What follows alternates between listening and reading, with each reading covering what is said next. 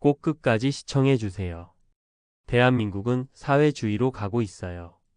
양국법, 농안법, 다음은 어떤 법을 만들지 두려워요. 드디어 우려하던 일들이 하나씩 일어나고 있습니다. 양국법과 농안법이 다수 여당 민주당과 이재명에 의해 통과되었습니다. 통과 과정에서 양국법 수정안으로 벼 재배 면적 사전 조절과 과잉 생산 시 수급조절위원회를 통해 매입 심사를 한다고 합니다.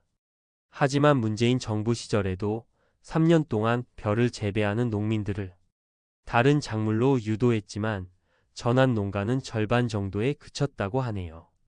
자유민주주의 대한민국에서 논에 콩을 심을지 고구마를 심을지는 농민이 결정하는 것인데 과연 자체적으로 조절이 가능할까요? 제 생각에 쌀만 넘쳐나서 문제가 될 것이라고 생각이 돼요. 자유민주주의에서 국가의 개입이 최소화돼야 하는 이유는 결국 수요와 공급, 그로 인한 가격에 의해 생산물이 자동 조절돼야 하는데 국가가 이런 식으로 개입하게 되면 문제가 생기는 거예요. 가격이 하락하면 그 작물을 심지 않으면 되는데 하락한 가격을 보존해 준다면 누가 다른 작물을 심을까요? 제일 편하고 많이 생산되는 작물을 심겠죠? 자, 그럼 좀 더 자세한 내용을 알아볼게요. 먼저 양국법과 농안법에 대해 알아볼게요. 양국법은 양국관리법의 줄임말이고요. 농안법은 농수산물 유통 및 가격 안정에 관한 법률의 줄임말이에요.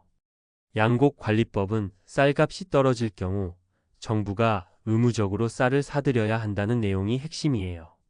물론 벼 재배 면적을 사전에 조절하고 수급조절위원회의 심사를 거친다는 조건이 붙었지만 실질적으로는 쌀이 과잉 생산돼도 정부가 세금으로 사주는데 과연 농민들은 쌀이 아닌 다른 작물을 생산할까요? 다음으로 농안법은 쌀 외의 농산물에도 기준 가격을 설정하고 가격이 폭락하면 정부가 그 차액을 세금으로 보상해주는 법안이에요. 예를 들어 사과의 기준 가격이 1,000원인데 시장 가격이 500원으로 떨어지면 정부가 500원을 보전해 준다는 이야기예요.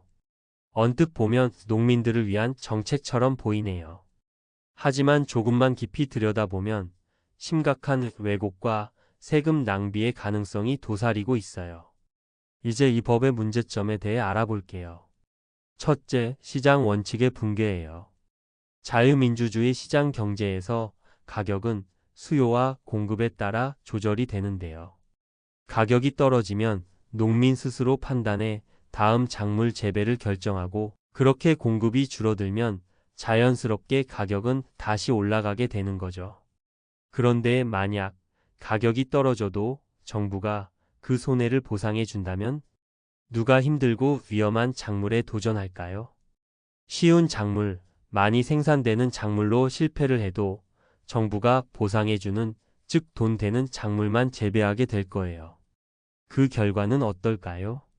결국 질 낮은 농산물이 늘어나고 다양한 작물이 사라지겠죠.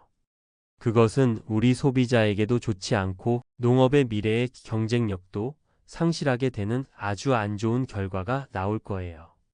둘째, 농업의 미래를 갉아먹을 거예요. 현재 우리나라 농민의 대부분은 고령층이에요.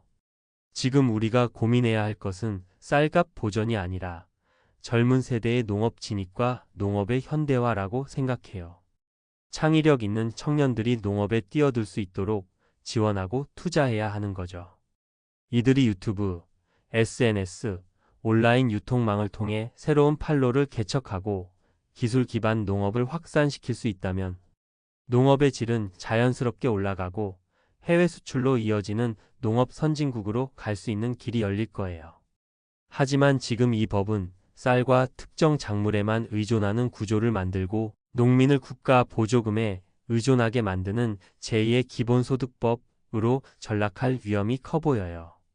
이번 양국법과 농안법의 통과는 정치적인 계산이 깔려 있는 것으로 보여요. 얼마 전 관세 협상으로 인해 농산물이 개방되는 것에 대한 농민들의 반발을 잠재우기 위한 의도가 있지 않나 하는 생각이에요. 또한 농민을 국가에 의존하게 만들어 자신들의 표를 얻기 위한 포퓰리즘적인 법이라고 생각이 돼요. 대한민국이 점점 사회주의로 가고 있는 것 같아서 걱정이에요.